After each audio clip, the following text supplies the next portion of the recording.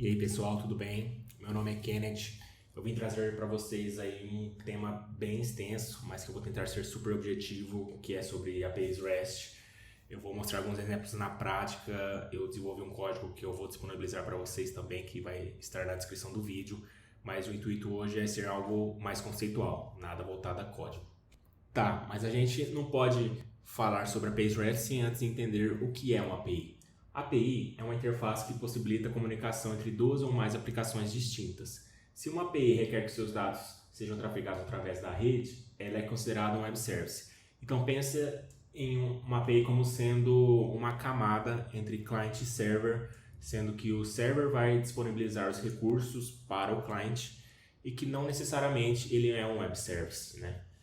Eu coloquei como observação, não é possível saber exatamente o que é feito dentro de uma API e é por isso que existem documentações que explicam os recursos disponibilizados por ela. Eu irei falar sobre isso já já. Tá, mas afinal, o que é REST? REST é um conjunto de padrões de arquitetura que devem ser seguidos durante o desenvolvimento de web services. Se uma API segue os padrões REST, ela é considerada RESTful. Ok, iremos falar nos próximos slides sobre esses padrões, mas em resumo, o fato de uma API seguir padrões já facilita o entendimento por parte de cliente, né? Não necessariamente o cliente terá que ler toda a documentação para entender o que a sua API faz, quais recursos ela disponibiliza para o cliente e diversas outras vantagens. Coloquei como observação que o Web Service passou a ser um termo utilizado aos serviços que utilizam SOAP. Hoje em dia, todos os novos serviços web desenvolvidos são chamados de API. Então, estes serviços que utilizam SOAP, eles são considerados legados.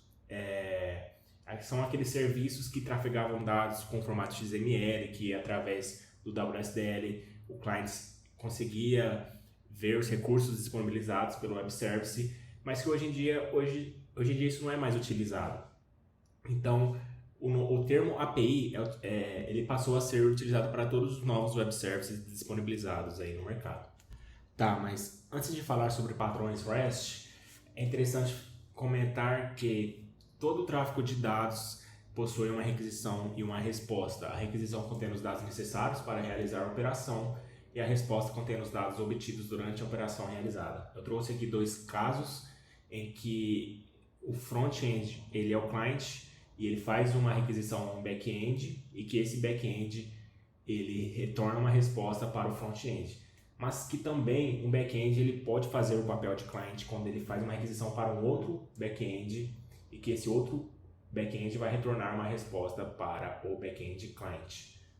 Iremos falar agora sobre dados de requisição e logo mais também falaremos sobre os dados de resposta. Para começar com a URL, que é algo que vocês já conhecem, que é o endereço que vocês utilizam no navegador de vocês para acessar os sites, e que ele contém essa sintaxe: protocolo, domínio, porta, caminho, sendo o protocolo HTTP ou HTTPS, domínio é o nome do servidor web ou endereço IP, porta, número da porta utilizada pela aplicação, que é algo opcional, dependendo da porta, e o caminho, que é o nome e localização de determinado recurso. Além disso, também é possível adicionar path variables e request parameters na URL, podendo ser uma informação obrigatória ou opcional. Logo mais vou falar melhor sobre isso. Um outro dado de requisição obrigatório é o verbo ou método, que ele serve para indicar qual ação vai ser realizada. Existem vários, eu trouxe aqui os principais, que são o get, para obtenção de dados. Ele também é utilizado no seu navegador quando você informa um endereço web. Eu vou mostrar como exemplo já já na prática.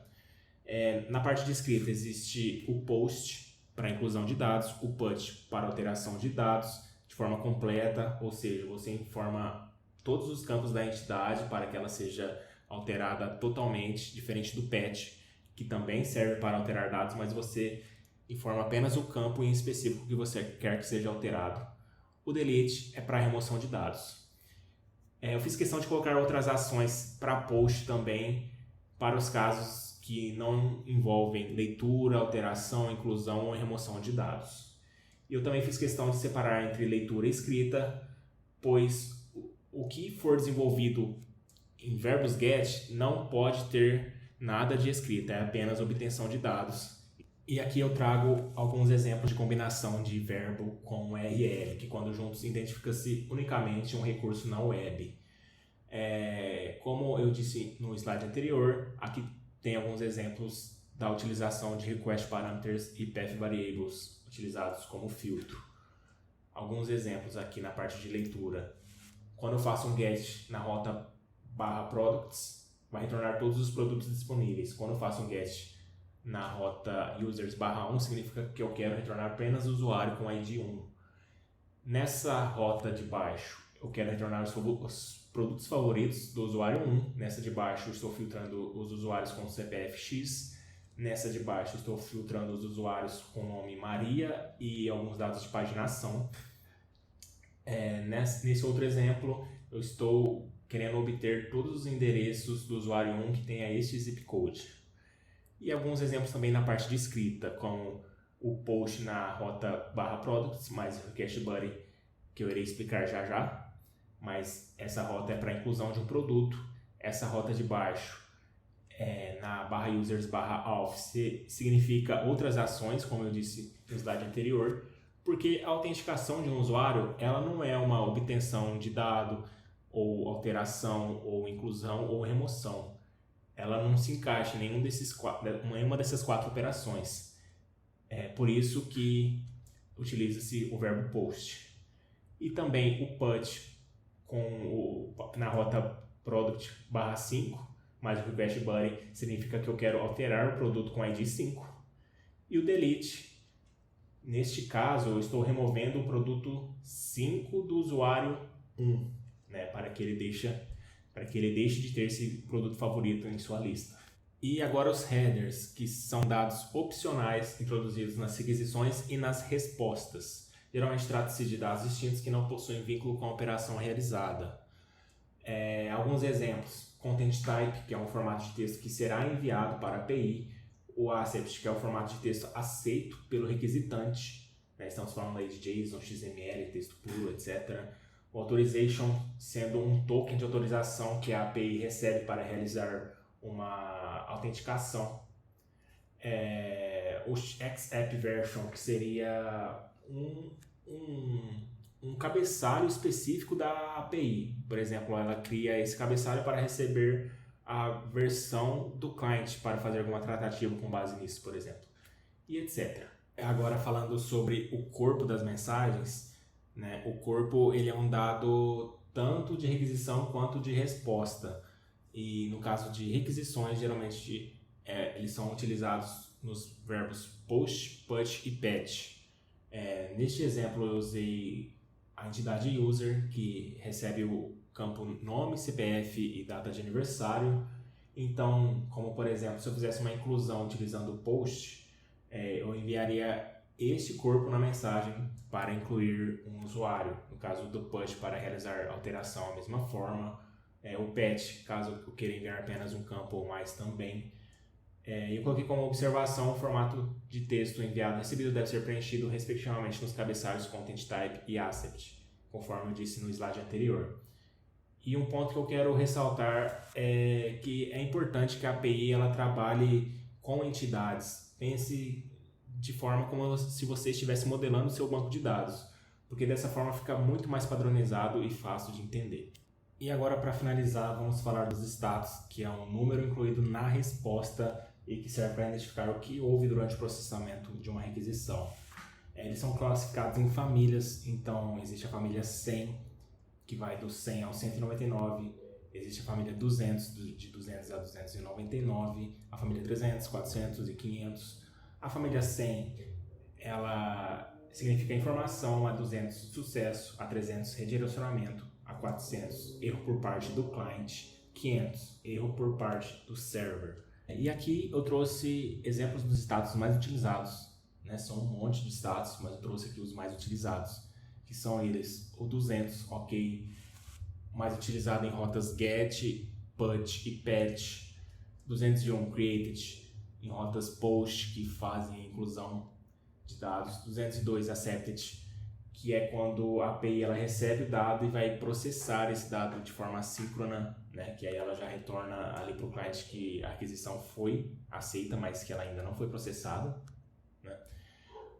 No content, que é no caso de requisições que não retornam corpo na mensagem de resposta, como por exemplo em casos de remoção de dados.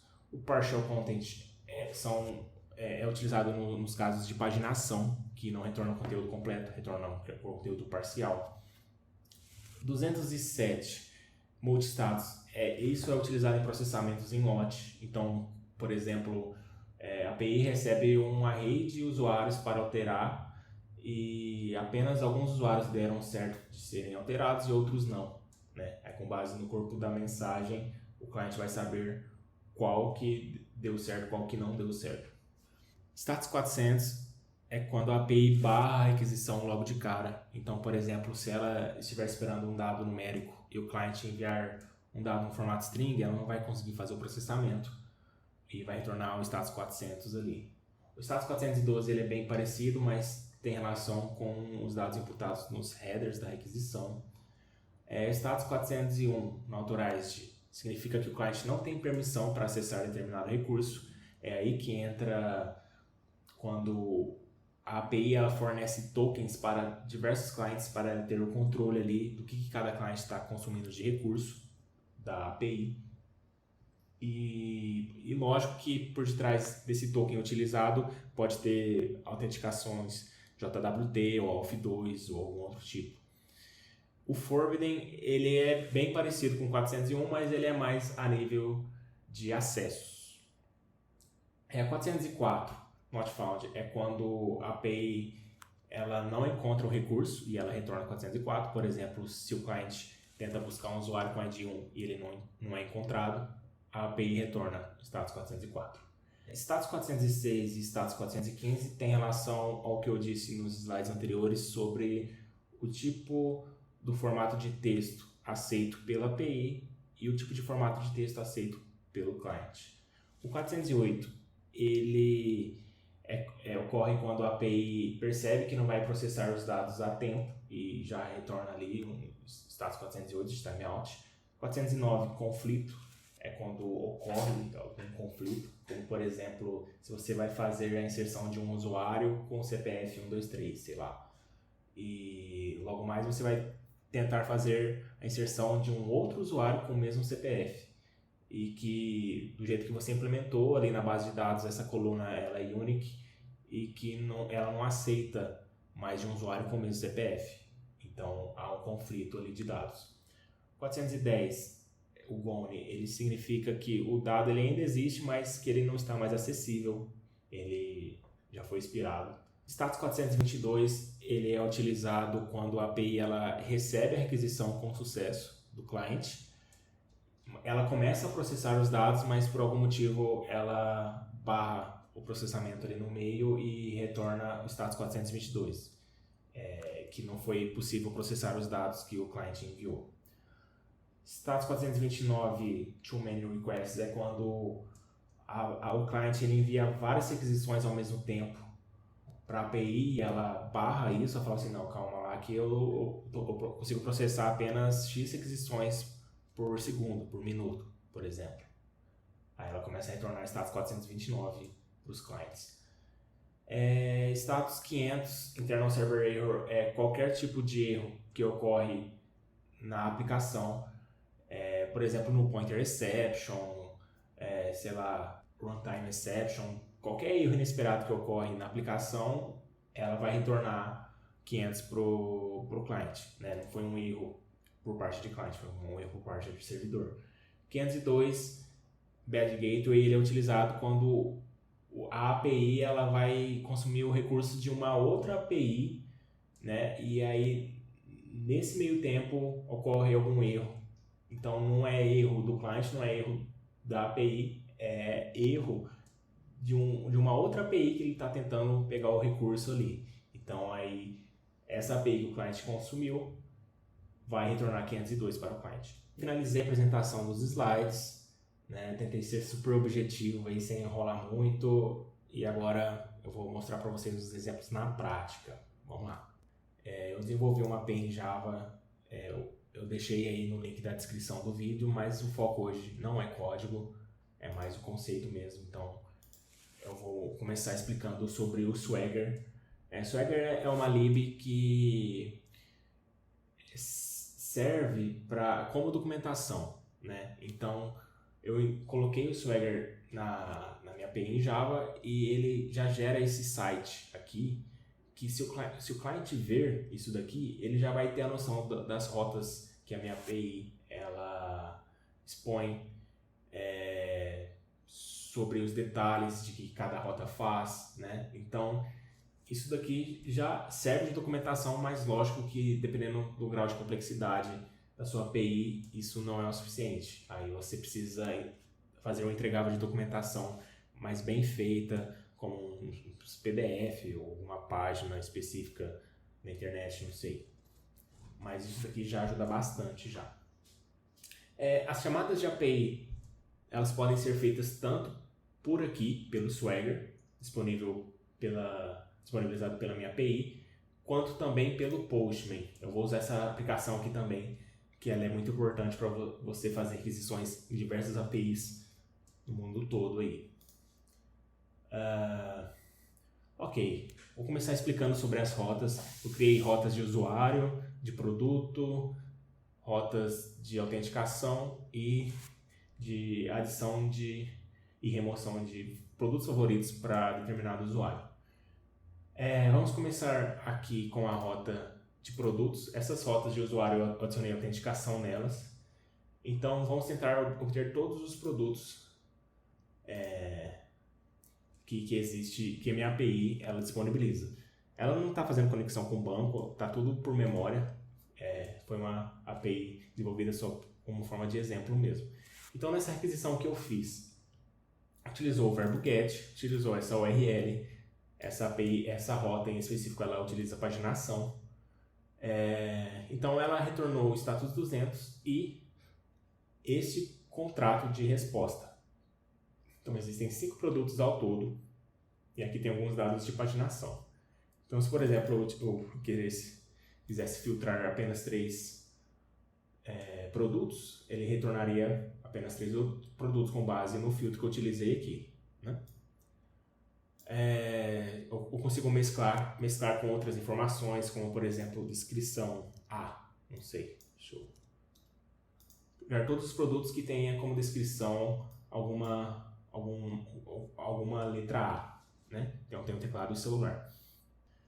Ok, aqui é um outro exemplo de obtenção de produto, né? Se eu quero obter o produto com ID 1, ele vai ser retornado, status 200 aqui, né? Se eu quiser obter o produto 11, por exemplo, que ele não existe, status 404, produto não encontrado.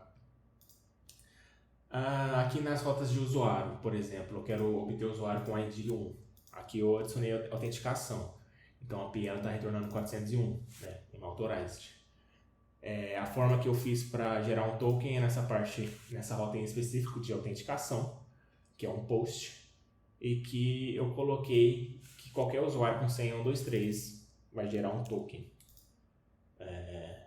Beleza? Eu vou utilizar esse token, só mostrando aqui também que foi uma chamada post, né? Nessa URL já foi enviado o tipo, o formato de texto, que é o JSON. Esse foi o request body, e esse aqui são os dados da resposta, status 200, o token aqui, né? Aqui são os response headers também, eu comentei que também existem headers nas respostas das requisições. Então aqui o próprio Swagger, ele já disponibiliza esse campo aqui que você informa o authorization e você consegue fazer qualquer chamada de API aqui dentro, passando esse authorization em todas elas. Então o que antes deu 401, agora vai dar bom, vai retornar o usuário João, que é o ID 1, e os produtos favoritos dele e todos os outros dados. Vamos fazer um CRUD aqui. Então, por exemplo, se eu quero fazer uma criação de um usuário. Se eu não me engano, esse CPF já existe. Então, se eu tentar fazer a inserção dele, vai retornar 409. É um conflito, né? Aqui tem uma mensagem mais amigável. Então, vamos mudar esse CPF aqui. Vou colocar um 00 aqui, por exemplo. Agora a inserção já foi feita, o ID 6. Se eu for tentar buscar esse usuário com ID 6 é para ele ser retornado. Então vamos filtrar aqui. Retornou ali, né? Se eu filtrar um usuário que não existe, vai retornar 404, né? Usuário não encontrado. Vamos tentar alterar esse usuário, fazer um put. Usuário 6, que foi o que eu acabei de inserir. Não sei, vou alterar só o CPF dele, colocar um 11 ali no final. Aqui, novamente, são os dados de requisição, verbo put, a URL que eu coloquei, o ID do usuário no final, né, os headers, o request buddy. E aqui o usuário ele foi alterado com sucesso, né? Se eu quiser deletar ele, eu utilizo a rota, o verbo delete, passo o ID do usuário e retornou um 204 sem conteúdo. Se eu tentar deletar ele novamente, vai retornar um 404 porque ele não existe mais. Eu estou tentando deletar um usuário que não existe mais. Também existe essa rota de obtenção de usuários por filtro, bem parecida com a rota de produtos. Então, se eu quero filtrar, sei lá, um nome que tenha A e o e-mail que tenha A, será que vai achar? Não vai. Vamos ver o nome que tenha A, por exemplo, Maria. Tá, o e-mail está sendo filtrado por completo. Então, aqui, desse jeito, ele trouxe 3 registros, Joana, Ricardo e Maria. E se eu quero filtrar algum nome que tenha A e o e-mail que seja Maria, ele vai retornar apenas um usuário. E olha como que ficou a URL, certo? Passou o nome, o e-mail, lógico que aqui tem um caractere especial e os dados de paginação. Bom, eu acho que eu fiz uma variação boa aqui de exemplos. Queria citar como exemplo também, por exemplo, se eu pegar esse cur e jogar ele no terminal, eu consigo fazer a requisição também. Então ali retorna os mesmos dados que foi retornado no Swagger, que também seria retornado pelo Postman, eu vou mostrar alguns exemplos do Postman, eles foram retornados aqui. Então você consegue fazer uma chamada de API por terminal, por Swagger, por Postman, por qualquer local. Pelo curl ali você já consegue fazer muita coisa. Então, acabando de utilizar as rotas aqui, bom, eu quero adicionar o produto 1 no usuário 1. Eu acho que já existe, vamos ver se já existe. O produto já foi adicionado. Pode ser que às vezes eu tente adicionar um produto que não exista, produto não encontrado. E vou adicionar um produto válido. Então aqui foi retornado o João, que já tinha o produto 1, né? E que agora foi incluído o produto 3 como produto favorito. Aqui tem novamente o verbo post, a URL. E agora vamos fazer uma remoção, então, para finalizar aqui. Vou remover o produto 1 do usuário 1. E deu bom, status 204. Se eu tentar novamente, vai retornar 404, porque, né, o produto favorito já não existe mais.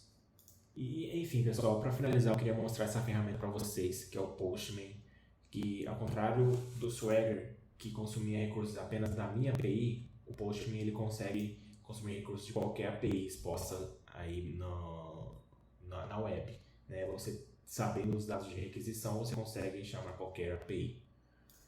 Vou fazer alguns exemplos aqui. Existem alguns casos que eu consigo simular pelo Postman aqui, pelo Swagger não.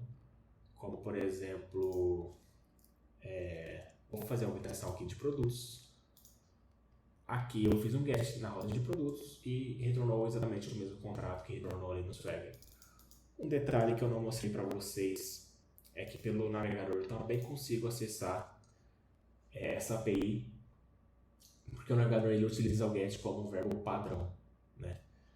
Então eu consigo fazer algumas chamadas de API por aqui, mas lógico que se a API ela exigir autenticação, eu não vou conseguir autenticar, né? A API vai retornar 401 ali.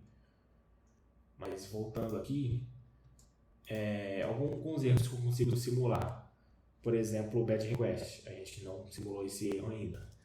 Temos aqui essa rota que ela retorna o produto com base no ID.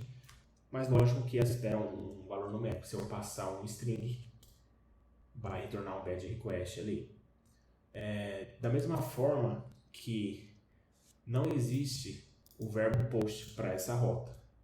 E aí vai retornar o status 405, né? Esse status eu não tinha mostrado para vocês, eu acho. Mas é quando você passa um verbo errado ali para a rota.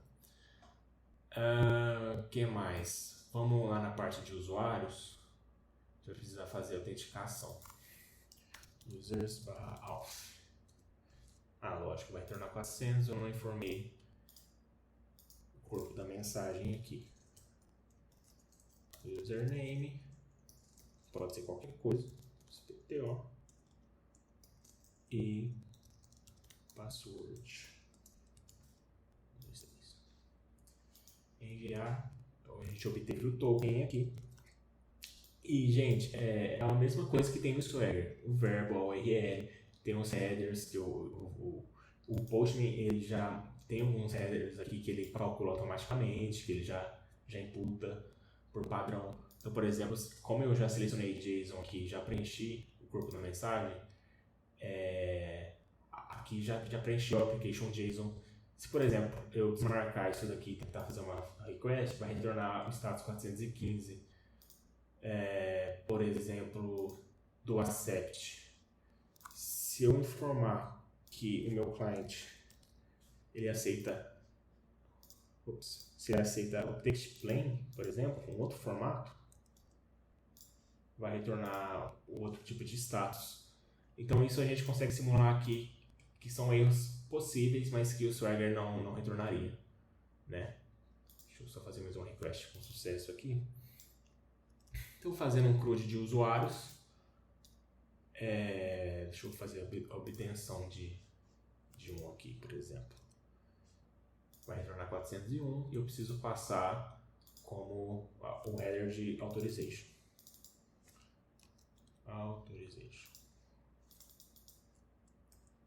Certo. Aí agora eu obtive o usuário com sucesso. Se eu quero fazer um post, né, se eu quero incluir um usuário, é o mesmo esquema que a gente fez no Swagger. Vai retornar post, aqui eu coloquei a rota errada. Vai retornar conflito, porque esse CPF já existe. Esse e-mail também já existe. Foi feita a inclusão com sucesso. Eu consigo fazer a alteração. /6, que é o ID. 2. Eu consigo fazer a remoção. E, bom, é isso. É aqui para mostrar aqui também que o response ele tem os headers também deles. Pelo Postman você consegue organizar todas as suas requests, estruturar ali da forma que você quiser. Você pode adicionar teste, você pode criar um script que após uma requisição você faz uma requisição em uma outra API, por exemplo. Você monta ali. Dá para fazer um monte de coisa, mas o que eu mostrei aqui é o core ali para fazer requisições de APIs. E encerrando o vídeo aqui, pessoal, era isso que eu queria mostrar para vocês. Eu tentei ser bem objetivo, mas é um assunto bem extenso. Eu aconselho vocês a verem e reverem esse vídeo, ver vídeos de outras pessoas sobre esse tema. Tem bastante conteúdo legal aí na internet. E assim, vocês precisam matutar essa ideia na cabeça de vocês para ela entrar na cabeça de vocês, porque não é do dia para noite que vocês vão saber de tudo isso, que vocês vão decorar os status, enfim.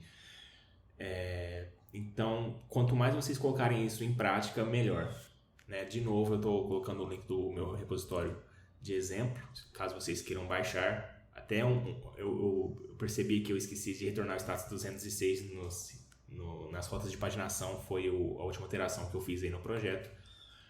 E é isso. Quanto mais vocês praticarem, melhor para vocês, tá bom? Até a próxima, pessoal. Obrigado.